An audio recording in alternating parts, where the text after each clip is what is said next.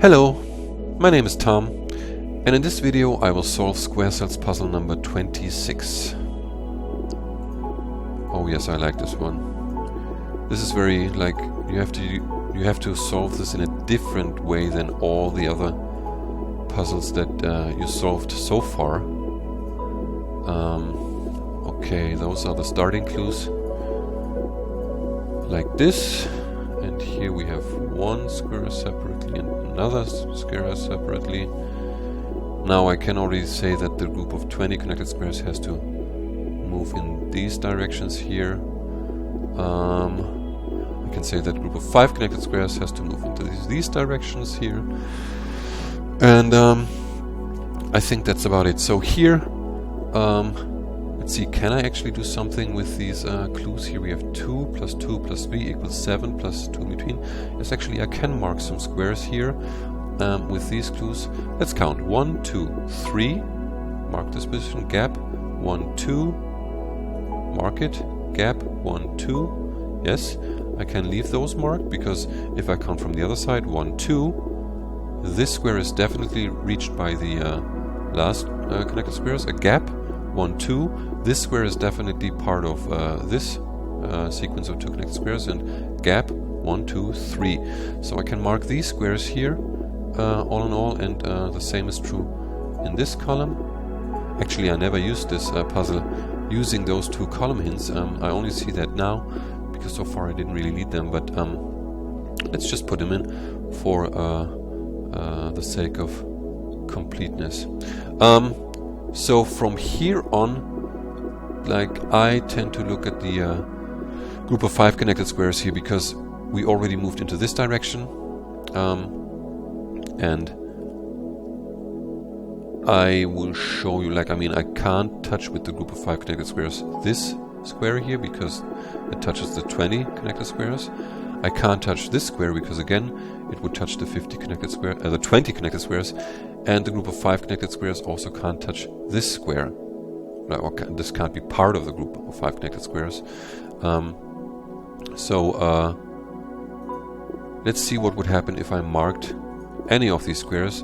You see, I wouldn't be able to complete the group of 5 connected squares. I could only move into this direction down here, but I couldn't go there, I couldn't go there, because I would touch here, and I couldn't go here because it would touch there. So this one actually can be deleted. The same is true for this square here, and this one is the same. I could only reach an amount of 4 squares, and the 5th one couldn't be completed. So also this square has to be deleted, and we end up with 5 squares in this group like this.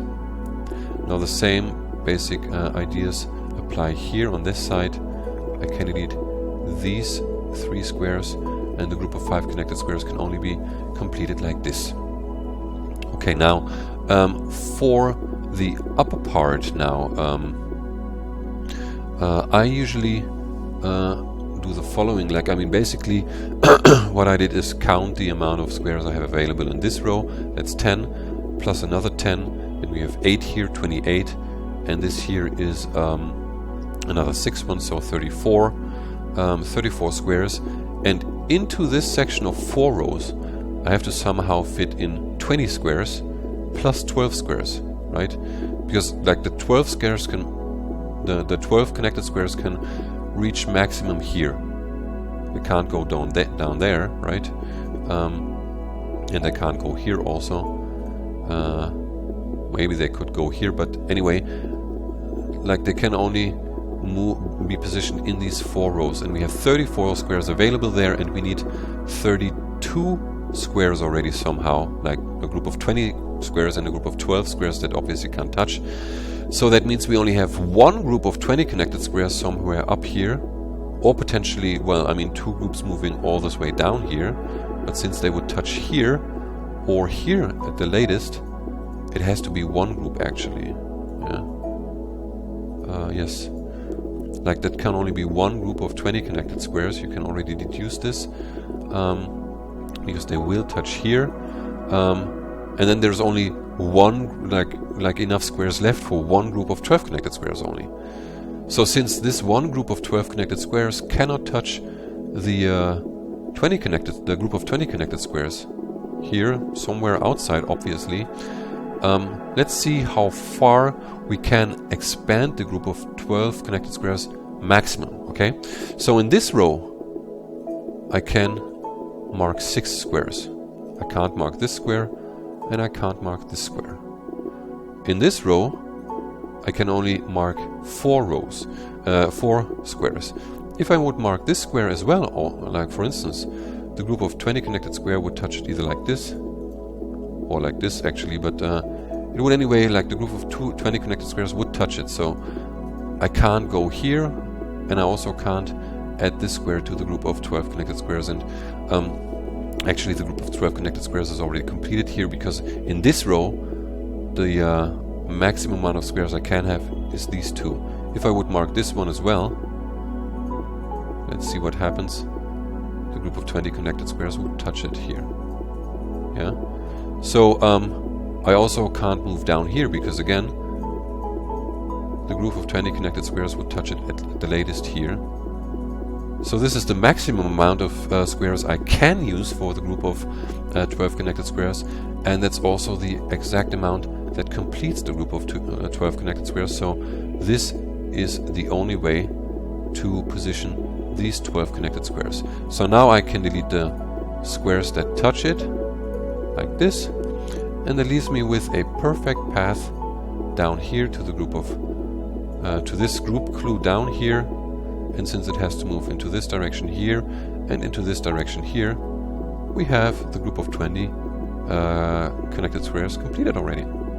So that in turn means we can delete these 2 squares, and there is one more clue, or actually 2 more clues that I can put in now. It's this column clue here. We have 1, 2, 3, 4 squares marked already, and we have 3 squares left. We need 7, so we can mark all of them. And the same is true in this column here, 4 squares marked, and we need another 3. Okay, now there's one more thing. If we look at the group clues here, obviously we need to mark these squares, otherwise we would only have 1 square in each of these 2 groups. But that's about it. How to position the remaining squares, and in fact it's pretty simple to figure this out. When I first solved this puzzle, it took me ages, like trying to put one here and seeing what happens then. It's much easier to just look at the amount of squares that I have available, and let's look how many squares are marked already. No, let's look at the amount of squares that are available in this section here. We have 10 squares here, 8 squares, that makes 18, plus another 6, that's 24, plus 2 equals 26. So there's 6 squares to remove. So we know already this here, like these 4 group clues actually form one big group of 20 connected squares, like above here, sort of, yeah? So somehow I have to connect all of the squares that are marked. That's my first clue that I have for this section. The second clue is I know I need 20 squares to be marked, and I have 8 squares that can be marked in this section, and I have 6 squares that can be marked in this section, so that's a total of 14 squares.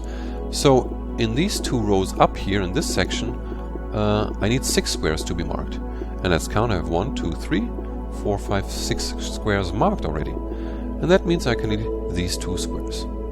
So now looking at this clue at the top of these of the column here, we need 2 connected squares down here, so they have to be positioned like this. This completes the row of 8 connected squares, which means I can delete this square and this square, and now I have 2 more squares left in this row here, and I mean, actually I can look at these 2 clues.